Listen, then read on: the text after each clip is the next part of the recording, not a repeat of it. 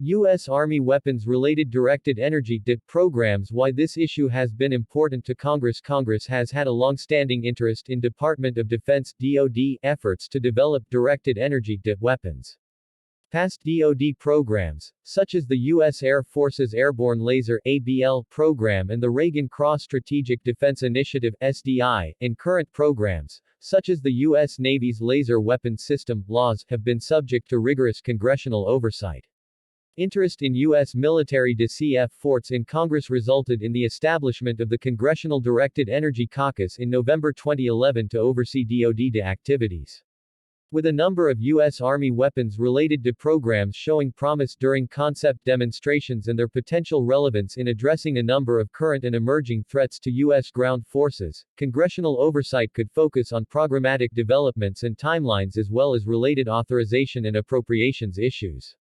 What are DE weapons? According to DoD, DE is an umbrella term covering technologies that produce concentrated electromagnetic energy and atomic or subatomic particles.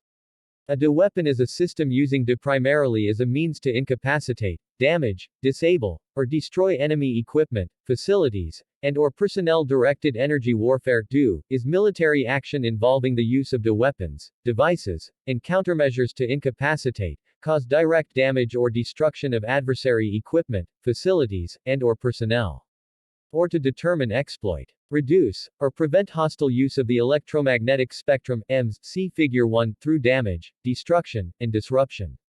It also includes actions taken to protect friendly equipment, facilities, and personnel and retain friendly use of the EMS.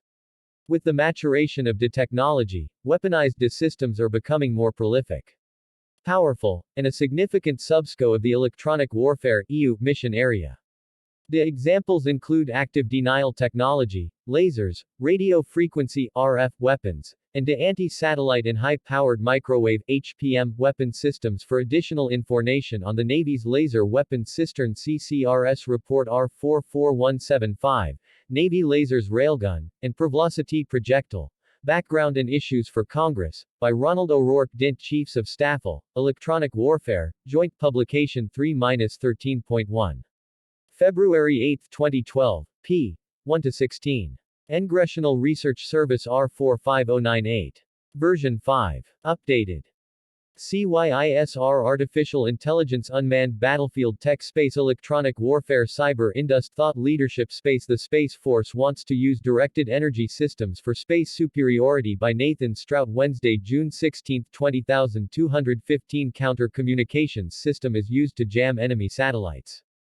Airman First Class Andrew Berteln, U.S. Air Force, 2 of 2.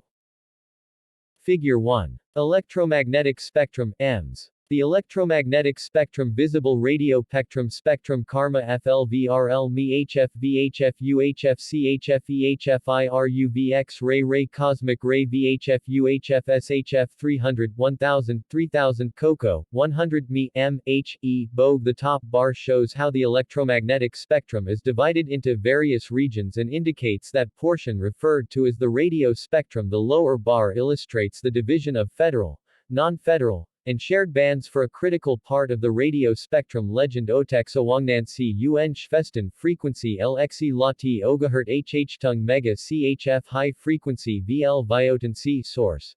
Joint Chiefs of Staff, Electronic Warfare, Joint Publication 3-13.1, February 8, 2012. p. 1-2. This report examines the two most prevalent types of DE weapons: high-energy lasers, HEL, and high-powered microwaves, HPMs. National security implications of DE weapons. DE weapons have the potential to change the very nature of warfare and could have implications for U.S. national security. Some of these potential implications are as follows. DE could be used as both a sensor and a weapon, thereby shortening the sensor-to-shooter timeline to seconds. This means that U.S. weapon systems could conduct multiple engagements against a target before an adversary could respond. Airborne HELs could change the nature of air combat. Aircraft with HELs could engage ballistic missiles, surface-to-air missiles, SAMs, and other airborne platforms. HELs could also be employed on stealthy unmanned combat aerial vehicles, UCAVs, enabling precision strikes against a wide variety of highly defended enemy targets. HPMs could also be used to defend U.S. aircraft against SAMs. They could also significantly improve U.S. suppression of enemy air defense SEAD operations, permitting, under certain circumstances, the United States to achieve air dominance over an adversary in a few days or a couple of weeks. The weapons could rapidly locate and attack mobile SAM systems. HPM weapons. Unless otherwise noted, information in this section is taken from Directed Energy Weapons, Technologies, PPL and Implications, The Lexington Institute, Washington, D.C. June 6, 2003. pp. 33-35 Congressional Research Service R45098.